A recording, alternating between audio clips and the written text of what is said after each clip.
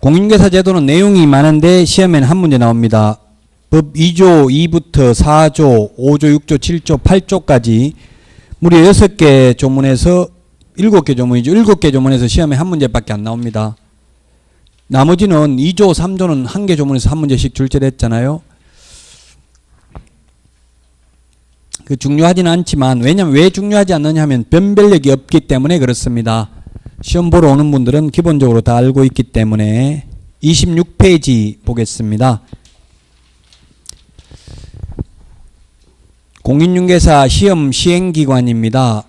2번에 양가로 1번에 동그라미 1번 보면 시험은 시도지사가 시행하는 자격시험에 합격해야 됩니다. 특별시장, 광역시장, 도지사, 특별자치도지사를 줄여서 시도지사라고 합니다. 세종특별자치시의 경우에는 현행 공인중개사법에서는 시군구에 들어갑니다. 앞으로 세종특별자치시는 앞으로는 시도로 들어갈 겁니다. 앞으로는. 그렇지만 현재는 시군구에 들어간다. 세종특별자치시는. 자, 그래서 시도지사가 시행하는 시험에 합격해야 되고요. 그 다음에 동그라미 2번. 원래 시도지사가 시행을 해야 되는데 예외적으로 국토교통부 장관이 시험 수준의 균형 유지 등을 위하여 필요하다고 인정하는 때에는 공인중개사 정책심의위원회의 의결을 미리 거쳐야 됩니다.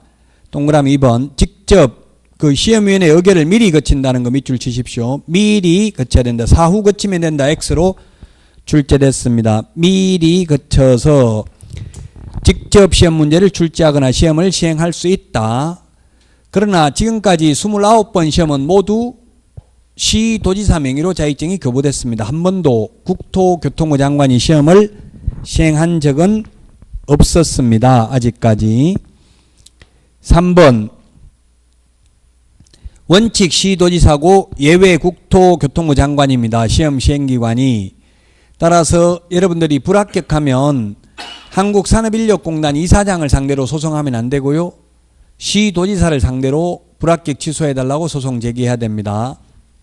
과거 판례가 있습니다. 인천에서 인천시장에게 불합격 취소해달라고 하니까 인천시장이 나는 시험 문제 본 적도 없고 출제한 적도 없다. 단지 자격증 내준 죄밖에 없다. 이렇게 주장을 했음에도 불구하고 판례는 시도지사가 시험 시행기관이므로 시도지사가 합격 여부를 결정해야 된다는 판결이 있습니다.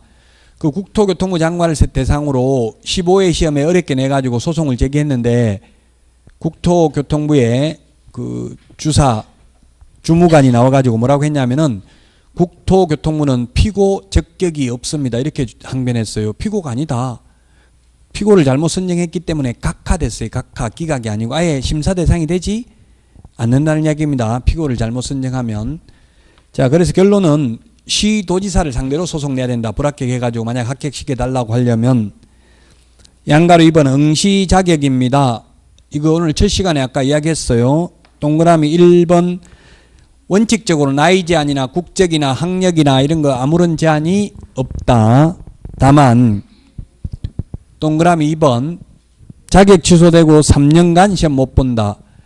자, 이제 지금부터 암기할 내용들이 나오는데 1번 용어정의와 중개사상물은 암기가 아니고 해석상의 문제니까 논란의 대상이 된다고 했는데 지금부터는 단순히 암기만 하면 되는 내용이 많습니다. 자, 3년이라고 암기만 하면 돼요. 암기사항 46번 프린트 내드린 거 46번에 5번에 있죠. 암기사항 프린트 내드린 거 46번에 5번에 보시면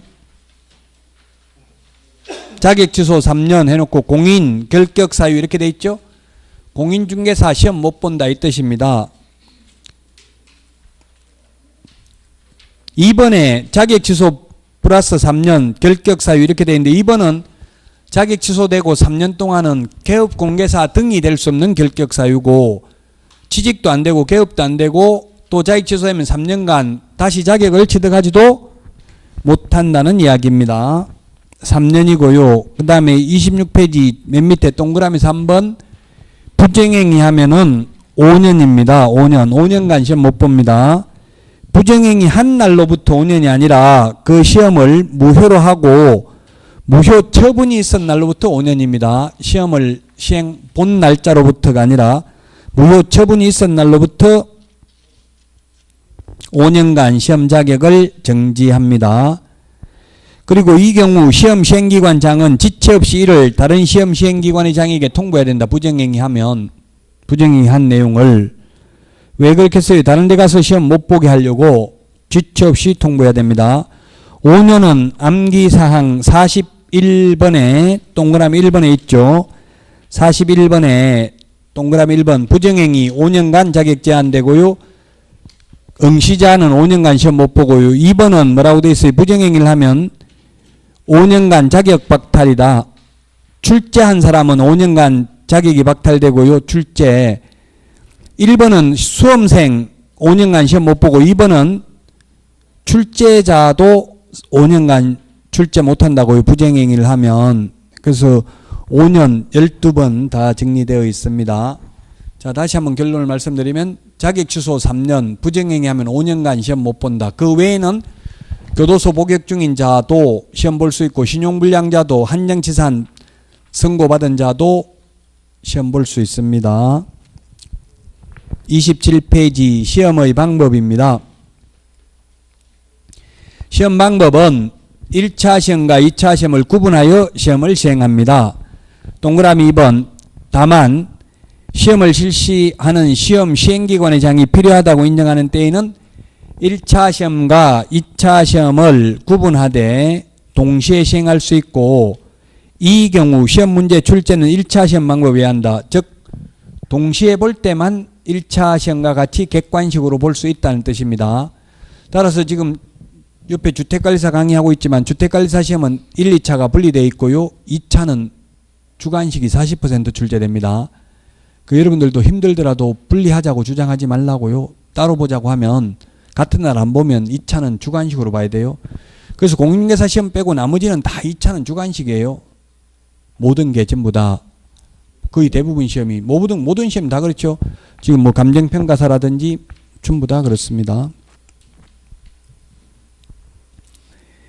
27페이지 동그라미 3번입니다. 1차 시험은 선택형을 원칙으로 하되 기입형을 가미할 수 있고 2차 시험은 논문형을 원칙으로 하되 기입형을 가미할 수 있다. 그런데 1, 2차 같은 날 볼 때만 2차도 1차처럼 객관식으로 볼 수 있다는 뜻입니다. 4번 2차 시험은 1차 시험에 합격한 자에 대해서 실시한다. 다만 1차 시험과 2차 시험을 동시에 시행하는 경우 1차 시험에 불합격한 자의 2차 시험은 이를 무효로 한다. 채점할까요? 안 할까요? 1차는 불합격하고 2차를 합격하면 2차 채점해요? 안 해요? 채점합니다. 하지만 무효니까 효력이 없기 때문에 소용이 없다.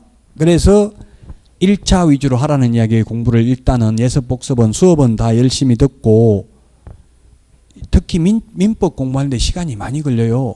민법은 하루아침에 되는 게 아니에요. 한두 달 만에.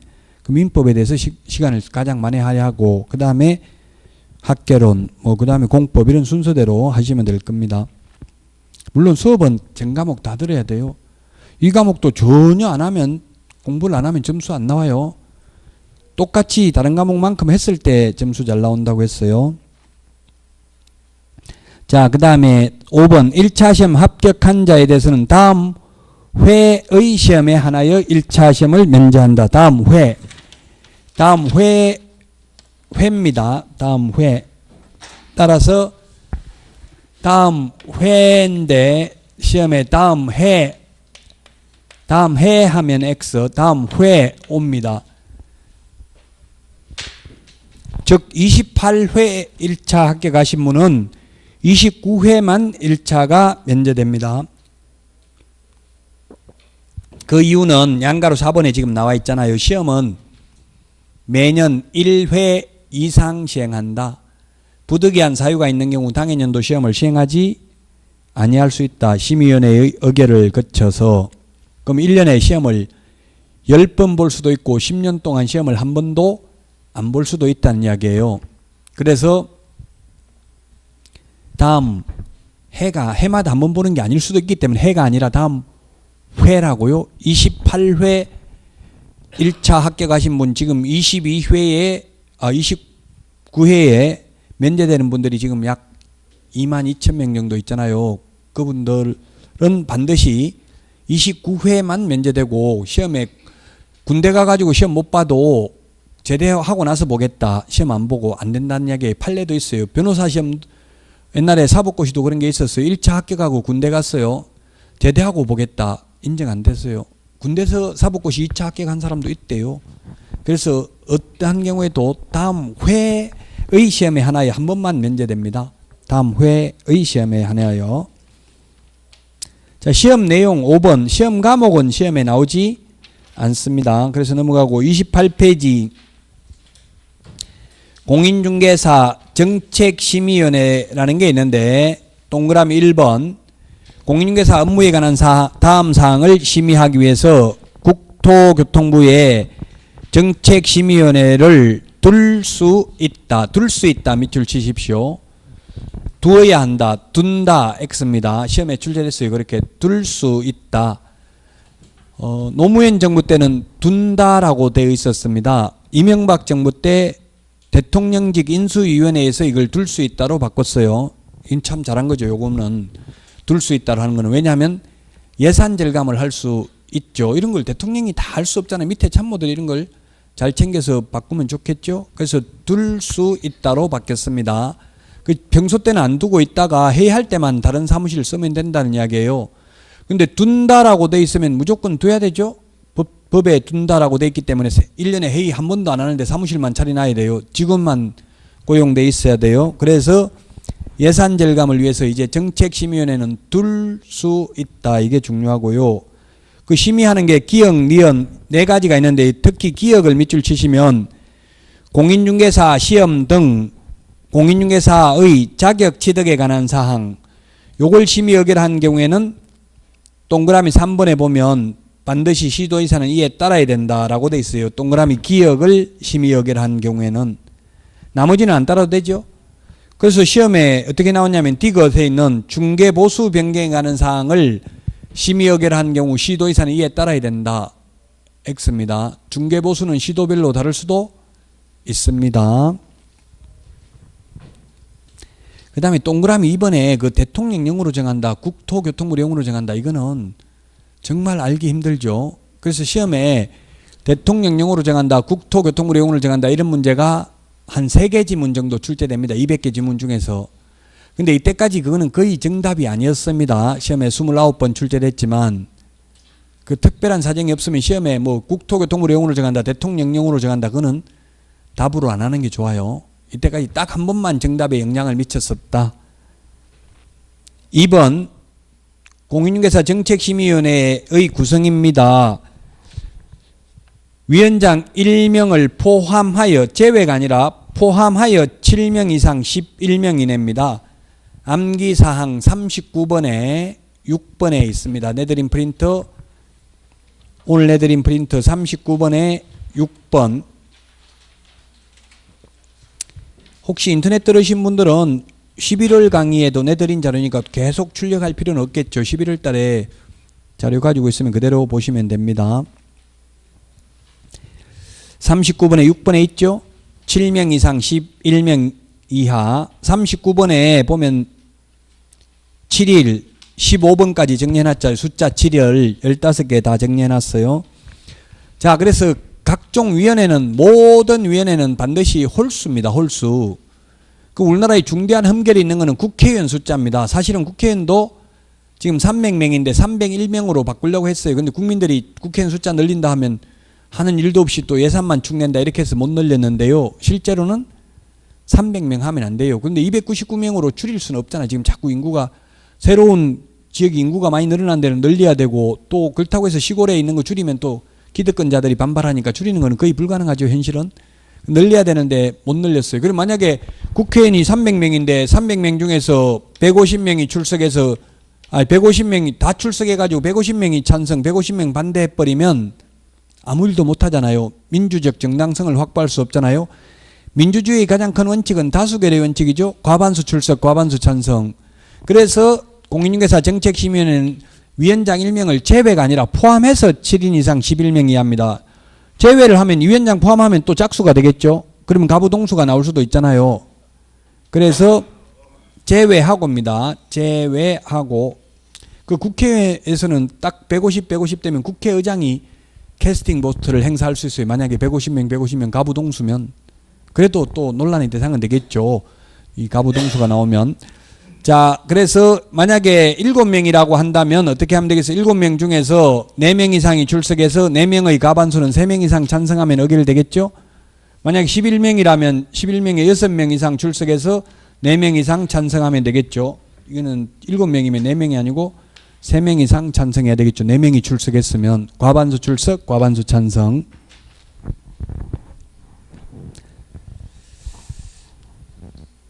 자, 그 다음에 동그라미 2번. 심의위원회 위원장은 국토교통부 제1차관입니다. 밑줄 치시고요. 국토교통부 장관이 아니고 국토교통부 제1차관이고요. 그 다음에 위원은 다음 어느 하나에 해당하는 사람 중에서 국토교통부 장관 밑줄 치십시오.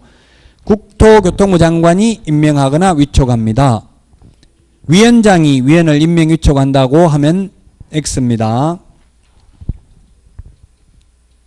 국토교통부 장관이 임명하거나 위촉합니다.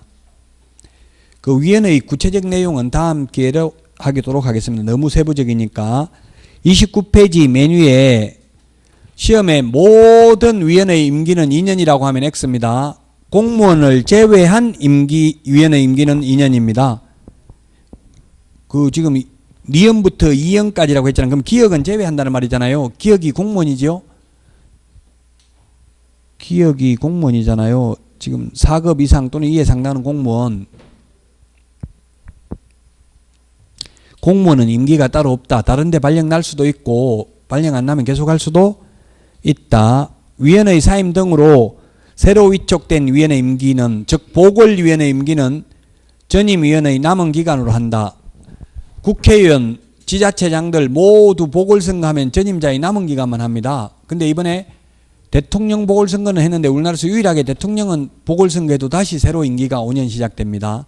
나머지는 다 전임자의 남은 기간만 합니다.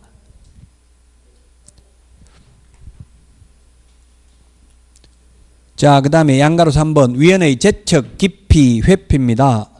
동그라미 1번 심의위원회 위원이 다음 어느 하나에 해당하는 경우 심의위원회의 심의 의결에서 제척된다. 제척된다는 말은 배제된다, 빠진다 이 뜻이에요. 자, 기억해 보니까 위원 또는 그 배우자나 배우자이 어떤 사람이 해당 안건 당사자가 되거나 안건 당사자와 공동 권리자 또는 공동 의무자인 경우, 니은 위원이 해당 안건 당사자와 친족이거나 친족이거나 친족이었던 경우. 자, 이게 뭐냐면 이해관계에 있는 경우는 그 심의 의결에서 제척 배제되어야 한다. 뉴스 듣다 보니까 국회의원들도 뭐 인사청문회 하는데 대법원장 인사청문회 하는데 그 대법원에서 재판받고 있는 국회의원들이 제척 사유에 해당되지 않냐, 인사청문회 할 자격이 없다 이렇게 뭐 주장하는 경우가 있더라고요. 그게 제척에 빠져야 되는 사유다 이 말이에요. 배제되는 사유다.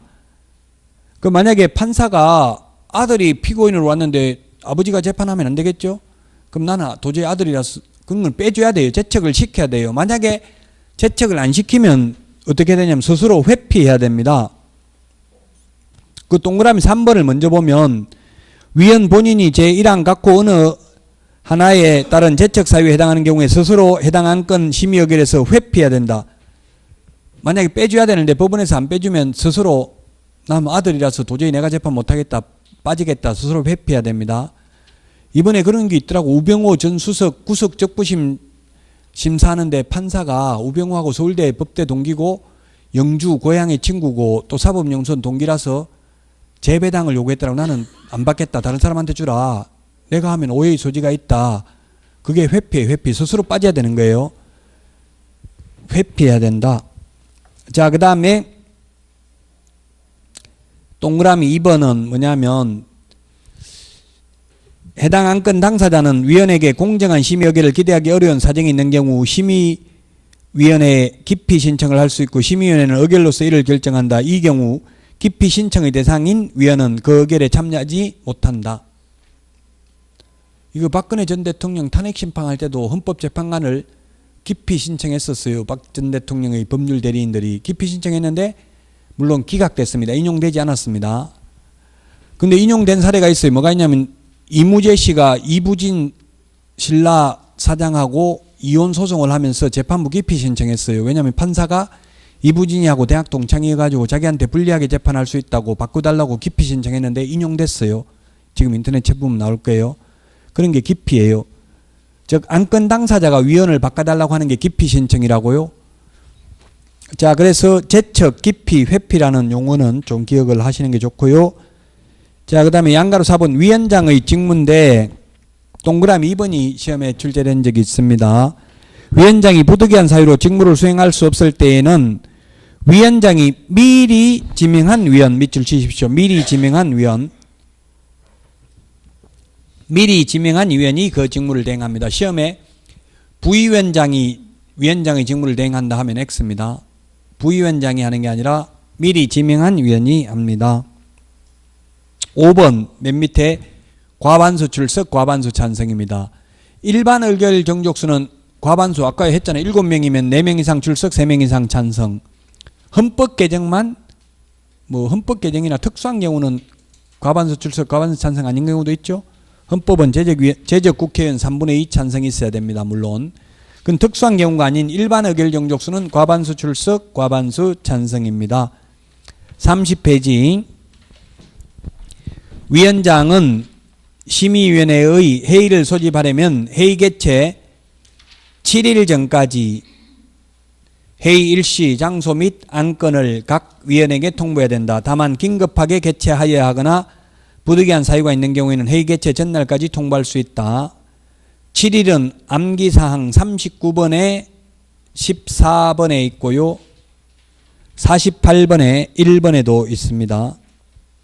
48번, 1번, 39번, 14번에 정리되어 있죠. 암기사항 프린트 내드린 거에 찾아서 체크만 해두시면 되겠습니다. 암기사항 48번에 보니까 정책심의위원회 회의 개최는 7일 전까지 통보고요. 거래사고 예방교육은 10일 전까지 통지고 연수교육은 2개월 전까지 통지라고 돼 있죠. 이렇게 비슷비슷한 내용을 다 정리해놨다고요. 48번에 1번 또는 39번에 동그라미 14번에 있다. 자, 그 다음에 양가로 6번에 동그라미 2번 보니까 간사는 심의위원회의 위원장이 국토교통부 소속 공무원 중에서 지명합니다. 위원장이 지명합니다. 아까 위원은 위원장이 하는 게 아니라 국토교통부 장관이 임명위촉했죠. 위원은 국토교통부 장관이 임명위촉하고 간사는 위원장이 지명한다고요. 간사는 우리 동네 말로 하면 총무 이렇게 많이 하잖아요. 간사나 총무나 다 일본식 표현입니다만은. 자, 그 다음에 양가로 7번 수당인데요. 정책심의위원회에 출석한 위원 및 관계 전문가에게는 예산의 범위 안에서 수당과 예비를 지급할 수 있다. 제가 아까 법이라는 건 통치 이데올로기라고 했는데 이런 걸 보면 알 수 있죠. 국가는 책임지지 않겠다는 이야기입니다. 예산 없으면 안 줄 수도 있다.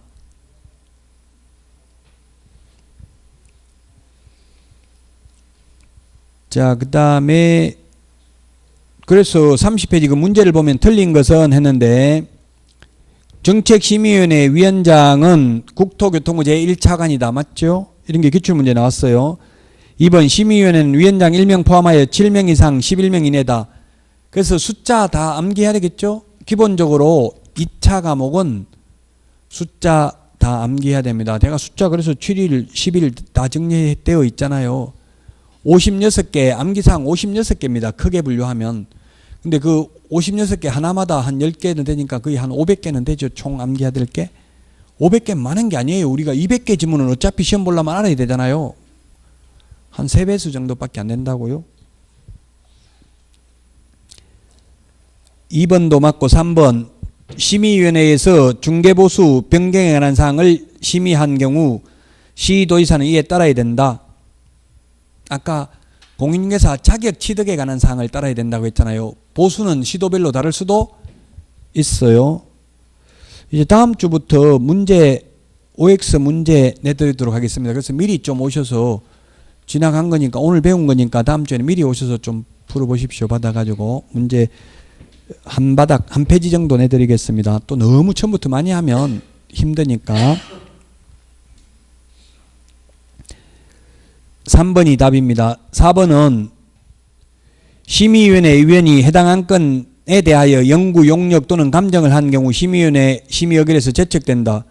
이해관계 있잖아요. 자기가 용역을 하면 이거 돈 받고 해준 거잖아요. 연구 돈 받고 했으니까 이해관계 있으니까 제척된다고요. 5번 위원장이 부득이한 사유로 직무를 수행할 수 없을 때에는 부위원장이 하는 게 아니라 미리 지명한 위원이 그 직무를 대행한다. 자, 그 다음에 31페이지 30페이지 그래서 답은 3번이고요. 31페이지 시험의 출제입니다.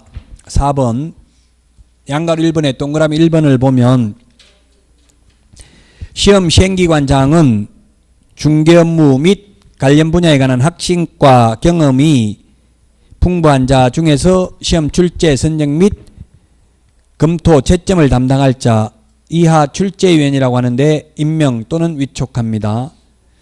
출제위원 및 시험 시행 업무 등에 종사하는 자에 대해서는 예산의 범위 안에서 수당 및 여비를 지급할 수 있다.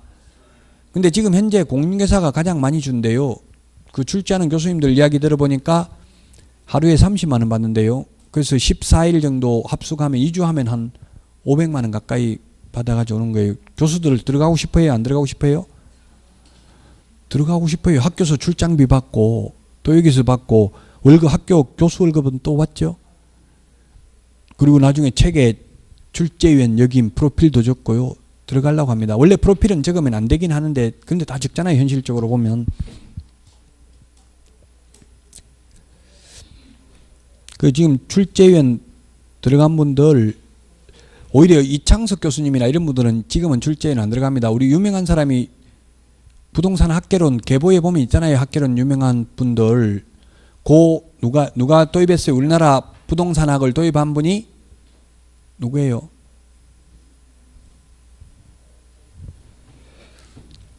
지금 살아있는 분 중에서는 이창석 교수님이 지금 일본에서 일본 고베에 대해서 공부를 해가지고 부동산학 개론이 가장 많이 알려져 있고요.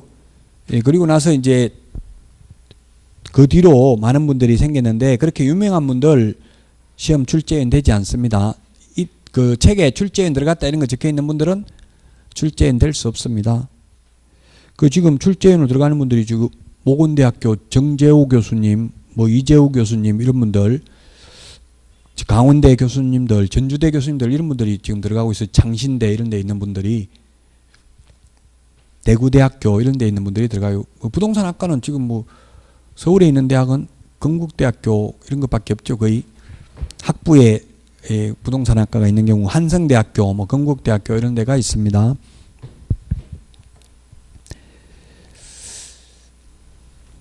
자, 그래서 수당과 여비를 지급할 수 있고요. 지급해야 한다가 아니고, 그 다음에 2번 출제위원으로 임명 위촉된 자는 시험 시행기관의 장이 요구하는 시험 문제의 작성 또는 채점상 유의사항 및 세학서 등에 따른 준수사항을 성실히 이행해야 된다. 이행 안 하고 부정행위하면 문제 유출시키면 아까 5년간 출제위원 자격 박탈된다고 했죠. 그래서 세학서 쓴대요. 문제 유출하지 않겠다. 또 출제위원 들어갔다는 소리도 하지 않겠다. 그 들어가면은 휴대폰도 못 쓰고요. 메일도 못 보내고 카카오톡 이런 것도 다 못 한대요. 만약에 부모님 돌아가시면 경찰 입회하에 문상만 하고 바로 들어가야 돼요. 아무것도 못 해요. 그 안에서만 인터넷 볼 수 있대요. 근데 희한하게 그렇게 할 수 있나 봐요. 외부하고 못하게 할 수 있나 봐요. 메일도 못 보내게. 어디 있냐면 출제위원 사무실이 부산 구포에 있어요. 산업인력공단. 그 출제한 교수님 말해주더라고. 어딘지 위치 저한테. 왜 해주냐면 옛날에 국토교통부에 전화해가지고 시험 문제 어렵게 내면 폭파시키겠다. 국토교통부 이렇게 해가 하루 전날 전화했어요. 시험 보기 하루 전날. 그 출제한 교수님 그러더라고. 하루 전날 하면 이미 출제됐기 때문에 소용없고 한 보름 전에 구포에 있는 건물 폭파하겠다. 구체적으로 적시하면 좀 무서워하겠죠. 위치까지 다 알고 있으면. 옛날에는 구포에 아니고 그냥 콘도 빌려가지고 수리 중 해가지고 외부 수리 중 이렇게 해가지고 출제했대요. 근데 지금은 아예 산업인력공단에서 건물 사가지고 구포에 거기서 출제하신다더라고요. 폭파하러 갈 사람 있으면 저한테 말하세요. 폭파하다가는 구속되니까 농담입니다. 진짜 폭파라는 거 아니에요. 자, 그 다음에 동그라미 3번입니다. 시험 시행기관장은 이런 규정을 위반함으로써 시험의 신뢰도를 크게 떨어뜨리는 행위를 한 출제위원이 있는 때에는 그 명단을 다른 시험 시행기관장 및 출제위원이 소속하고 있는 기관의 장에게 통보해야 되고요. 동그라미 4번 이렇게 명단을 통보한 날로부터 5년간 출제위원으로 위촉하여서는 아니 된다.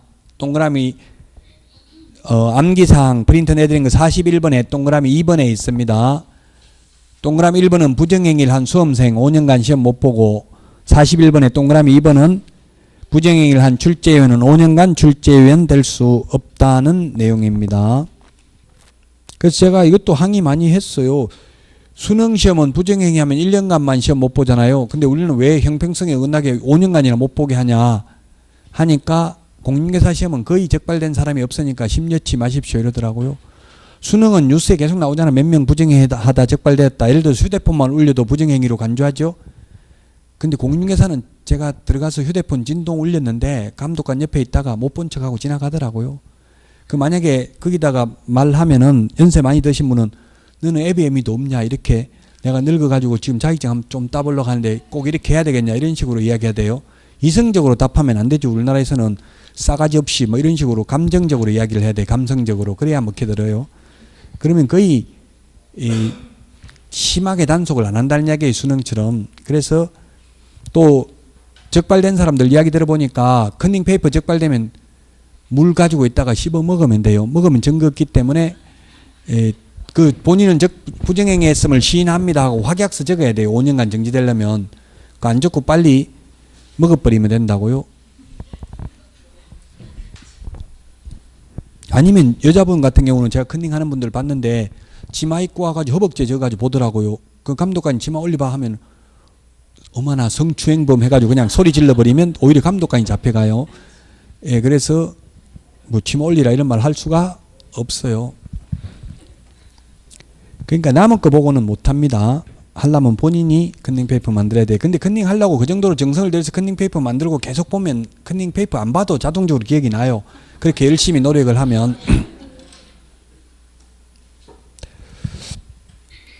자, 그 다음에 시험 실시인데 5번에 양가로 1번 시험 위탁입니다. 원래 시도의사가 시험을 실시해야 되는데 위탁할 수 있다.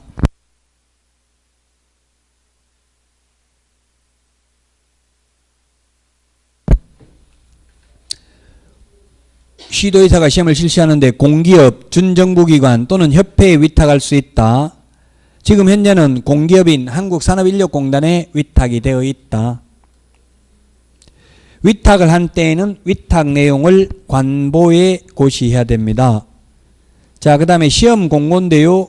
시험 계략적 사항은 매년 2월 28일까지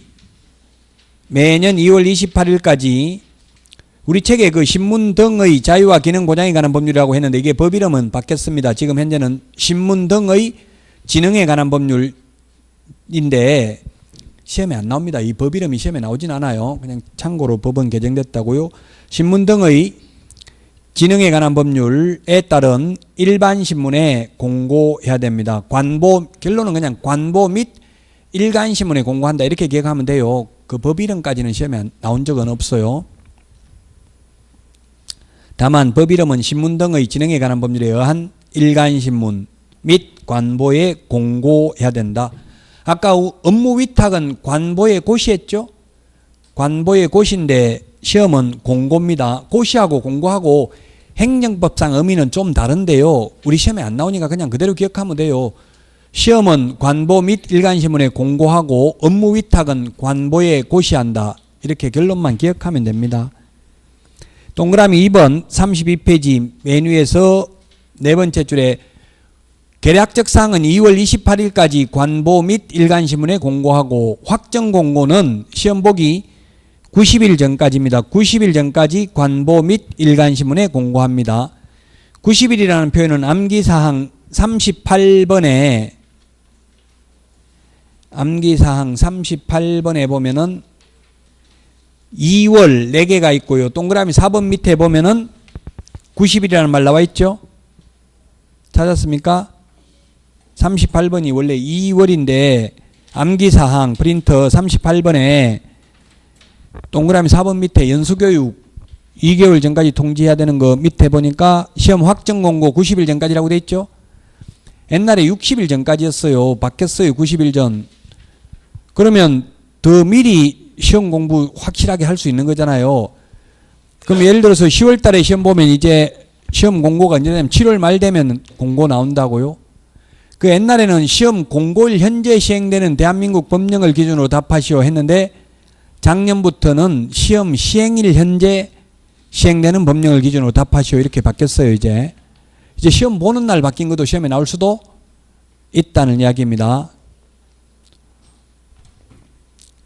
올해 바뀐 내용이 많죠. 공인중개사법도 바뀔 예정입니다. 그런데 수험생들 보니까 옛날 책 가지고 해도 되냐, 새 책 사야 되냐 이렇게 질문하는 분이 있는데 책은 그래도 기본적으로 강의 들으려면 새 책 사는 게 좋겠죠.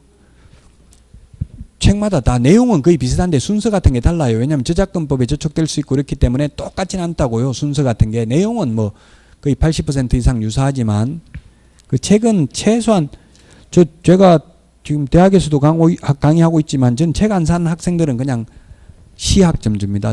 절대로 학점 안 주고 책도 안 사고 그러니까 저 인간 인터넷에 올리더라도 저 인간 책만 팔아쳐먹으려고 이렇게 또 해가지고 올리는데 그런 욕을 들어도 저는 학점 안 줘요. 책 안 사면. 그 뭐 책 그 팔아가지고 학생 몇 명 된다고 얼마나 벌겠어요.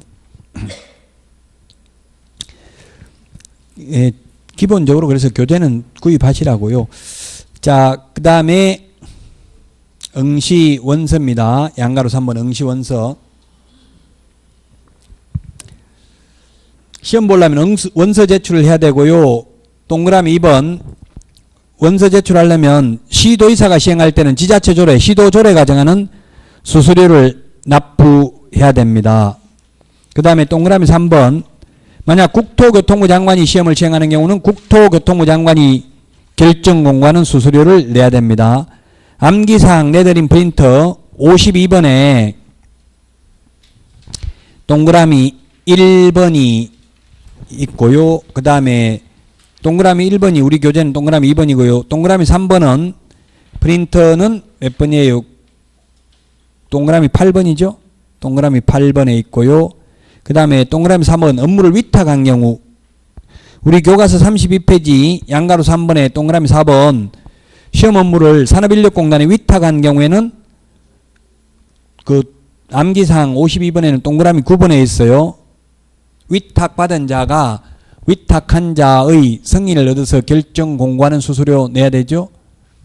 암기사항 52번에 보면 수수료 내야 되는 거 19가지를 적어놨죠.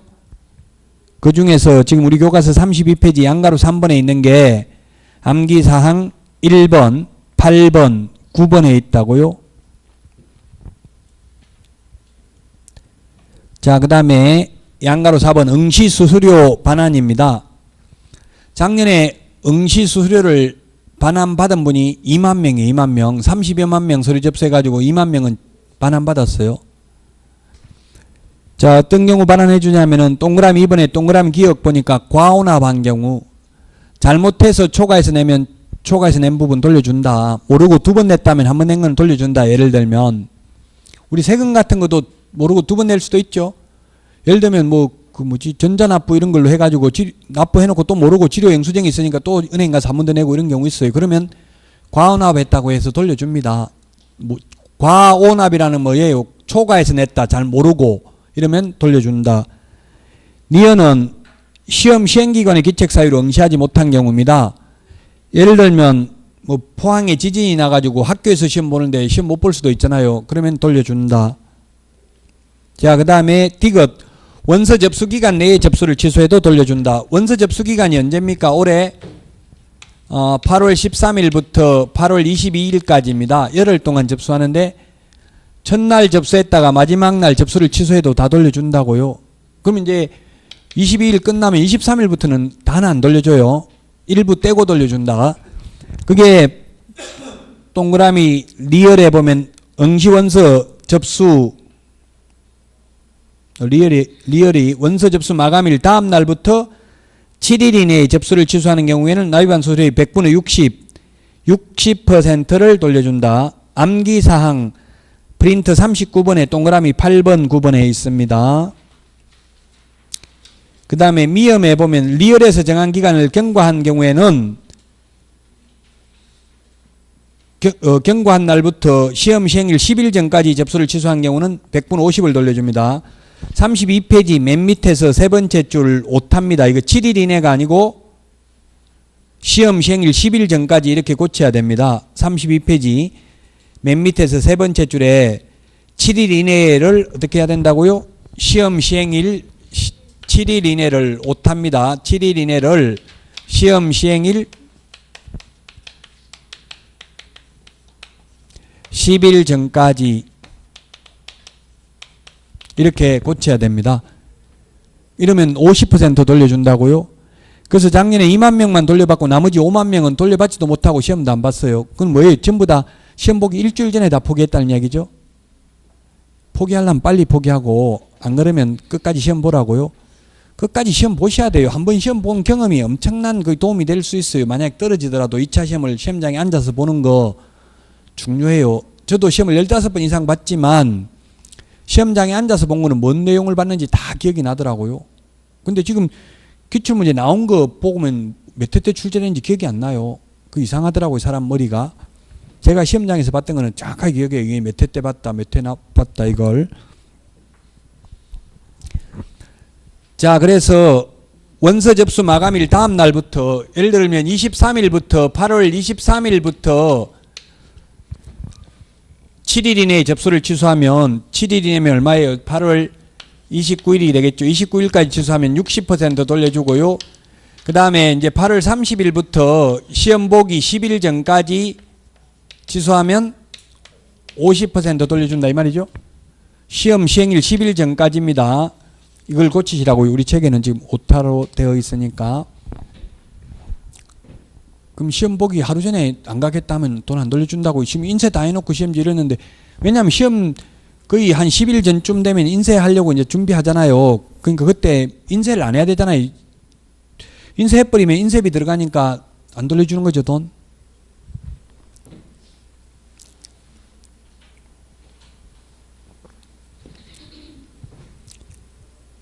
자, 어쨌든 이 수수료라는 표현은 암기사항 52번에 있고요. 자, 반환받는 거는 7일이라는 숫자는 암기사항 39번에 동그라미 8번 9번에 있습니다. 자, 그 다음에 33페이지 6번 합격자 결정입니다. 합격자 결정. 합격자 결정은 1차 시험이 있고 2차 시험이 있습니다. 1차는 절대평가입니다. 한마디로 말하면 절대평가. 절대평가라는 말은 40점 밑으로 과락 없이 평균 60점 이상이면 무조건 합격한다 이 말이에요. 절대평가니까 이 책에 지금 33페이지 있는 내용을 다 정리를 하면, 그 다음에 2차 시험은 2차는 원칙이 있고 예외가 있습니다. 2차도 원칙은 절대평가입니다. 40점 밑으로 과락 없이 평균 60점 이상이면 합격이다. 올해는 절대평가입니다. 왜냐하면 상대평가 한다는 말을 하지 않았기 때문에, 상대평가 하려면 미리 말해야 돼요. 이 상대평가는 2회부터 9회 시험까지 상대평가 했다고요. 그래서 7회 시험에는 카트라인이 82점이었어요. 그래서 8회 때 어렵게 내버렸잖아요. 자, 예외는 두 가지가 있다. 상대평가할 수 있고 또는 최소 선발 인원이나 최소 선발 비율을 공고할 수 있다. 상대평가는 작년하고 비슷하게 올해 2만 명 뽑는다 이렇게 하면, 만약에 60점 이상이 3만 명 나오면 1만 명 불합격이죠. 그 다음에 올해 상대평가, 그렇죠. 상대평가 2만 명 뽑는다 하면 맞습니다. 상대평가는. 근데 최소 선발 인원은 올해는 최소 작년에 뽑힌 것만큼 23,000명은 최소 뽑겠다. 이렇게 최소 23,000명 뽑겠다 이렇게 했어요. 근데 최대 4만 명이 60점 이상이 나왔어요. 4만 명 다 합격입니까? 23,000명만 합격입니까? 4만 명 다 합격이죠. 최소만 정해놨잖아요. 최대가 없고. 최소 선발 비율 올해 33%는 뽑겠다. 작년하고 똑같이. 그러면 만약에 60점 이상이 60% 나오면 60% 다 뽑는 거죠. 최소만 정해놨기 때문에. 요건 15회 시험이 어렵게 나와가지고 이런 조문이 생겼고요. 아직 한 번도 최소 선발 인원이나 최소 선발 비율을 공고한 적은 없습니다. 29번 시험 봤지만. 다만 상대평가는 2회부터 9회까지 했었고요. 10회 시험부터 지금 28회 시험까지 모두 절대평가였습니다. 그래서 올해도 절대평가라고요.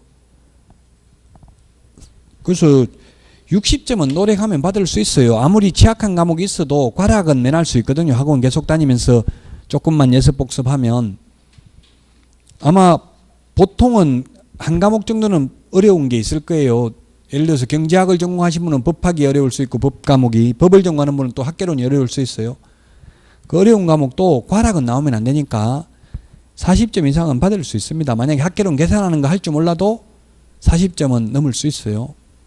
거의 50점, 거의 다 합격자들을 보면, 합격이나 불합격자를 보면 학원 다니는 분들은 55점에서 65점대에 몰려 있어요. 합격하신 분도 65점 밑으로, 불합격한 분도 55점 이상으로 불합격이에요. 대부분. 그러니까 한두 문제가 중요하다는 이야기입니다. 결론은. 자, 33페이지 내용을 다 정리했습니다. 그 표에 있는 게 이때까지 한 말들을 또 정리한 거고요. 자, 그 다음에 34페이지 34페이지 시험 합격자 공고와 자격증 교부입니다. 동그라미 1번 자격증 교부는 두 번째 줄에 1월 이내입니다. 공고일로부터 1월 이내에 암기사항 45번에 동그라미 1번에 1월 정리되어 있죠. 45번에 보면은 1월이라고 정리되어 있죠. 45번에 1월입니다. 1월 늦어도 한 달 안에 주라는 이야기고 현실적으로 다 일주일 안에 다 줍니다. 자격증 교부는. 이 자격증 교부 자격증을 보니까 날짜가 같겠어요? 다르겠어요? 만약에 서울서 받으면 날짜가 다 같겠어요? 다르겠어요? 교부 받은 날짜가? 다 다르더라고. 본인이 교부 받는 날짜 적어주는 거예요. 찾아러 간 날. 근데 한 달 안에는 교부해야 된다. 늦어도. 근데 현실적으로는 거의 다 일주일 안에 다 교부해 준다. 여러분들도 서울 자격증 따고 싶으면 어떻게 하면 된다? 응시원서에, 응시원서가 아니라 그 산업인력공단 홈페이지에 회원 가입할 때 주민등록지 주소와 현 거주지 주소가 있는데 주민등록지 주소지를 서울로 적으면 서울시장 명의로 자격증 교부됩니다. 검정은 하지 않는다고요. 행정안전부 전산망하고. 그 만약에 서울서 받으러 가기 힘들면 택배 신청하면 2,500원만 내면 택배로 배송해 주죠. 집으로. 1월 이내에 30일 이내가 아니라 1월 이내에 자격증 교부합니다. 2번 잃어버리거나 못쓰게 된 경우 재교부 신청할 수 있다. 저는 잃어버리지 않았는데도 재교부 신청을 했어요. 왜냐하면 10회 때 자격증 따놓으니까 지금 중개업하려고 벽에다 걸어놓으니까 사람들이 와가지고 쟤 누구냐 자꾸 이렇게 물어가지고 너무 어리게 나와가지고 사진을 나이 많게 바꿨어요. 그 지금 현재 사진 얼굴하고 안 맞으니까 그것도 별로 안 좋더라고요. 자, 그 다음에 동그라미 3번을 보면 자격증 재교부 신청을 하는 자는 재교부 신청서를 자격증을 교부한 시도지사에게 제출해야 된다. 암기사항 54번 밑에 보면 54번 밑에 동그라미 1번에 있습니다. 54번. 54번에 보면 계약갱신요구 거절사유 8가지 밑에 보면 또 있잖아요. 동그라미 1번 있죠? 찾았어요? 54번 맨 밑에 동그라미 1번부터 7번까지 있잖아요. 그래서 교부한 시도지사입니다. 만약 여러분이 대전광역시장한테 자격증을 받았다면 서울 가서 자격증을 분실해도 대전광역시장한테 재교부 신청을 해야 된다는 의미입니다.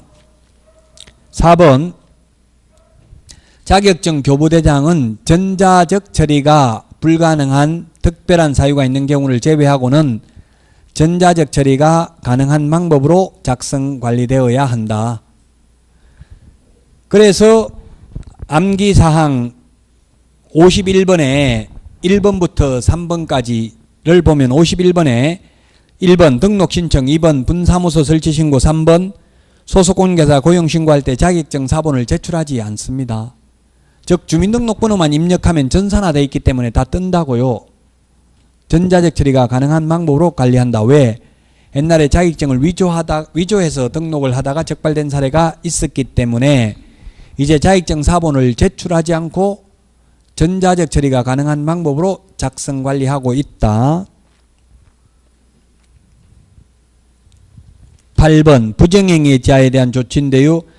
부정행위 하면 무효 처분을 하고 그 처분이 있은 날부터 5년간 시험 못 본다고 했습니다. 부정행위한 출제위원도 5년간 출제위원으로 위촉될 수 없다고 했습니다. 암기사항 41번에 동그라미 1번에 있습니다. 따라서 우리 34페이지 교재의 맨 밑에 30일, 1월 이런 것들을 비교해서 정리해야 될 겁니다. 자, 35페이지 기출문제 풀어보고 마치도록 하겠습니다. 틀린 것은 했는데 1번 2개월 이내에 자격증 교부하는 게 아니라 공고일로부터 1개월 이내죠. 1개월 이내에 암기사항 38번에 있습니다. 암기사항 38번에 보면 2개월이 있다고요. 38번에 2개월이 있습니다. 그래서 2개월이 아니고 1개월이죠. 1개월. 1개월은 45번에 있죠. 1개월은 암기사항 45번에 있다. 1번이 답이고요. 2번 자격 취소되고 3년 미경과자는 시험도 볼 수 없고 교육공개사 등이 될 수도 없다. 그 다음에 3번 자격증 재교부 신청은 교부한 시도지사한테 한다. 그 다음에 4번은 자격증 양도대여란 빌려주는 걸 말한다. 5번 공인중개사가 다른 사람에게 자기 성명을 사용하여 중개물을 하게 하는 경우 성명을 사용하게 하는 거하고 양도대여하고 똑같습니다. 그래서 공인중개사가 자기 성명 사용하게 하면 자격증 양도대여고요. 개업공개사가 자기 성명 사용하게 하면 등록증 양도대여입니다. 맞습니다. 그래서 답 1번이 되겠습니다. 다음 주에는 이제 36페이지부터 하도록 하고요. 오늘 한 내용 중에서 시험에 3문제 출제됩니다. 용어의 정의 한 문제, 목적 한 문제, 공인중개사 제도 한 문제. 공인중개사 제도 내용이 많죠? 거의 7개 조문에서 한 문제 정도 출제됩니다. 그래서 부정행위를 한 수험생이나 출제위원 모두 5년간 자격이 박탈된다. 자격증 빌려준 사람이나 빌린 사람이나 형사처벌은 똑같습니다. 둘 다 1년 이하의 전역이나 1,000만 원 이하의 벌금에 처하는 것 똑같습니다. 그러나 행정처분은 다릅니다. 빌려준 사람은 자격 취소되지만 빌린 사람은 취소될 자격증 없죠? 자격 취소 대상은 아닙니다. 자, 여기까지 하고 다음 주에 뵙도록 하고 마치겠습니다. 수고하셨습니다.